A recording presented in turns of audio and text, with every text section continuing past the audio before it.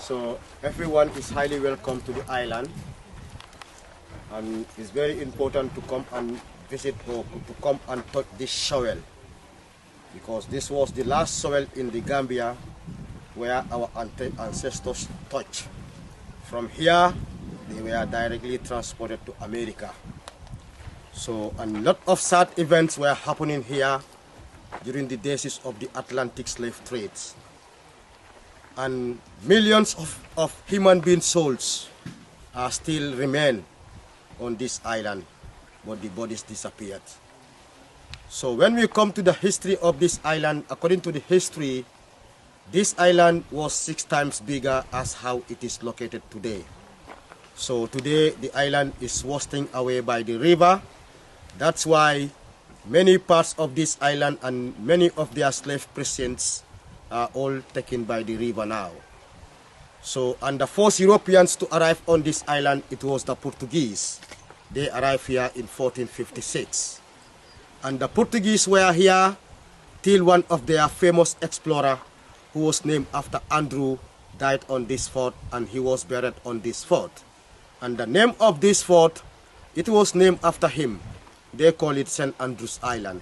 That was the first name of this island. So the second Europeans to start the construction of this fort with slaves, it was the Baltic Germans and the Hollandians. People call them Latvians today. The fort was firstly constructed by them around 1651. So by 1659, the fort was taken control by the Netherlands for a couple of 1 month. And in 1661, the British took over the fort. So when the British took over the fort in 1661, they also changed the name of this fort for the second time from St. Andrew's Island to St. James Island. So from 6th of February year 2011, the brother of Michael Jackson came here, Jermaine Jackson, with the former President Jammeh, and they also changed the name of this island for the 3rd time today.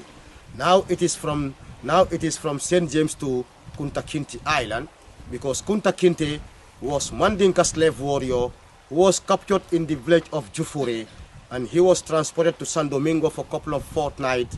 After spending fortnight in San Domingo, he was transported on this island for a couple of 3 weeks. After 3 weeks, he was sent to Annapolis in Maryland, according to the history. So, but according to the oral history, about 900 slaves were used to be here at a time, waiting for the Middle Passage on board to the New World. But before the arrival of their ships, many slaves were dying here because they give them food and water only once in a day. They don't have enough food, they don't have enough water for slaves. And the amount of slaves that were used to be here, there was nothing like toilet facilities on this island. No burial for slaves on this island. So any slave who become very weak in those days, they were never used to be returning back home. So according to the history, on this river Gambia, there are a lot of wild animals that were hanging on the river Gambia in those days. Because why? They gained a lot of food from the hands of the Europeans. So the weak slaves on the island, they feed them with those animals. If they died on the island, they feed them with those animals. And even the slaves that were transported on the island, they never know where they are transporting them.